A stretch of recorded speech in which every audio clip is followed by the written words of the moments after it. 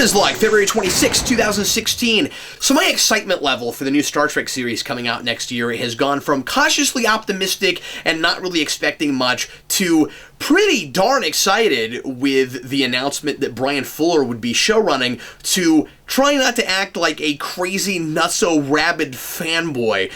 Nicholas Meyer. I just can't get my mind around it. I never in a million years, like, I'm having a hard time believing that I'm even awake right now. Nicholas Meyer, when this series was first announced and we found out that it was going to be produced by Kurtzman and that it was going to be used to promote CBS All Access and we weren't going to get to watch it weekly on TV, but we would have to sign up for All Access if we wanted to watch it past the pilot, my response was, what? And today, we found out that Nicholas Meyer is going to be producing and writing scripts, and now my response is, what? This is a big deal. This is Kasdan coming back to write for Star Wars big. For me, it's even a bigger deal than that. This is everything I could have possibly ever hoped for and more. I don't even need to know what the series is going to be and what the premise is. Nicholas Meyer wrote or co-wrote every really good, I mean, I like Star Trek 3, but all of the best installments of the Star Trek movie series pre the TNG movies. When people say the even ones are always the good ones, it's because Nicholas Meyer is involved, or at least you could point to that and say, well, yeah, that's because Nicholas Meyer directed and co-wrote Wrath of Khan, was writing on Star Trek 4, and wrote and directed Star Trek 6. He did all the even ones.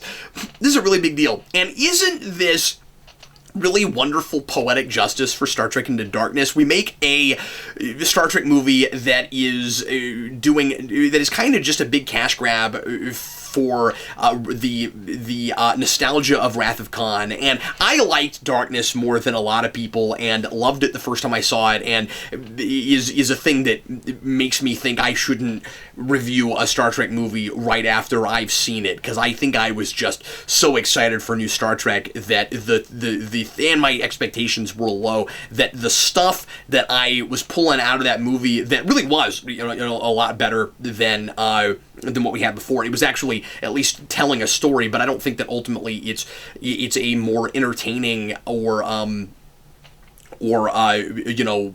creative film than Star Trek 09. Now that I've had some distance from it, Star Trek can be both action-driven and idea-driven, and I have a really good feeling that we're going to see that with this new series. The only thing that's not happening that I wish was happening with it, the only thing I don't like about it is that it's coming out next year instead of this year. Wouldn't this have been a really great present for the fans for the 50th anniversary, as opposed to the Abrams Star Trek movie that we're getting? And honestly, I think this is likely to hurt that movie a little bit, this announcement, because I think that it's a really smart and bold move, and I'm so glad they got him to do it, because not only is the quality of it, I'm sure, going to be really ramped up with his involvement, and I don't know that Nicholas Meyer has ever worked on anything television-wise. I didn't look into that, but nobody would have expected that. Not only is it going to ramp up the quality of it, but it's probably going to help entice people to watch it that wouldn't have otherwise, because again, the one really big thing that everybody seems to universally like from Star Trek is Wrath of Khan. That's considered the one over everything else, in movie or TV show. I'd say even over some stuff in TNG, is considered kind of the most accessible and for everybody Star Trek movie, and it's quintessential Star Trek. It's what Star Trek is supposed to be. Nicholas Meyer saved Star Trek. Motion picture was a major bust, and the studio was worried that was going to be kind of it for Star Trek, and wasn't sure if a sequel could save it. And Nicholas Meyer came in and he made it Star Trek again, and he he modernized it and changed the flavor to where it captured people's imaginations again. And this is so the right time to bring Nicholas Meyer back. I really hope that he and Brian Fuller are able to come together and do that again for Star Trek. Like I said, I think that they're liable to prove to people that you can have the fun of the Abrams movies and the slam bang action without it being so much about the nostalgia factor. And of course that's always going to be there to a degree. I will be real surprised if it's not in prime continuity, though. I'll be real surprised if these guys who really get their Star Trek, know their Star Trek, are alumnus from Star Trek, one of them being of the old guard and one of them being of the new guard, don't come together and still give us some really cool continuity stuff. I mean, yes, of course, forge your own identity and make up some new species and stuff, but if it's in prime continuity and if they continue to go forward, I would be really surprised if they didn't take the opportunity to bring in some cameos and do at least some, pass the torch stuff, and not even cameos, but bring in some guest stars from other shows, because that was always a really fun treat with the modern Star Trek shows, with TNG to Voyager, whenever you would bring in somebody from the original series. And I'll be really surprised if they don't do that with some of the TNG to Voyager cast. If it were me, this is just my 2 cents, I would set it in the early 25th century. I would get maybe 30, 40 years past Nemesis. And, by the way, I've read rumors that it's supposed to be set past Nemesis, but I can't find any confirmation of that, or even confirmation that it will most certainly be outside of Abrams' and back to Prime. It's even possible it could be a second reboot, I suppose. I don't think that'll happen, but I guess anything is possible at this point. But I'd love for it to deal a little bit with what the universe looks like after Romulus explodes, and bring the 09 stuff, the Abrams Trek, into it, in that that's still a part of Star Trek canon. Because if you left that out entirely, then it would be awkward, because that was a reboot out of original continuity. So that should be there. That's a thing that happened, and then we just went back in time, and arguably to even another dimension with Spock Prime. So, then this whole Prime versus Abrams versus nonsense turns into just, it's another continuity, it's another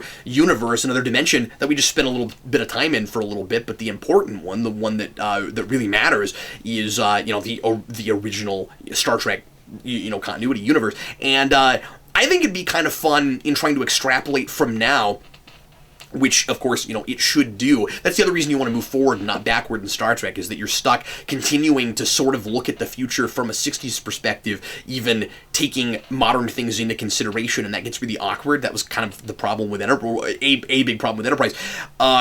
You extrapolate more from now, and I would set it in maybe like 24, 17. I would make it like exactly a certain number of 100 years from now, and maybe do some cool paralleling, because morality tales in Star Trek are always about using the future as an allegory to talk about current events and talk about things that social issues that are going on now. It might be really cool to parallel getting into our new century with getting into their new century. But anyway, who knows what they'll do. Man, this is a big deal. I never would have expected this. Yeah, pinch me. I think I'm asleep. And I think it has every possibility of being the best Star Trek series we've ever had. Let me just throw that out there. I think that's possible. And I'm saying that just on producers alone.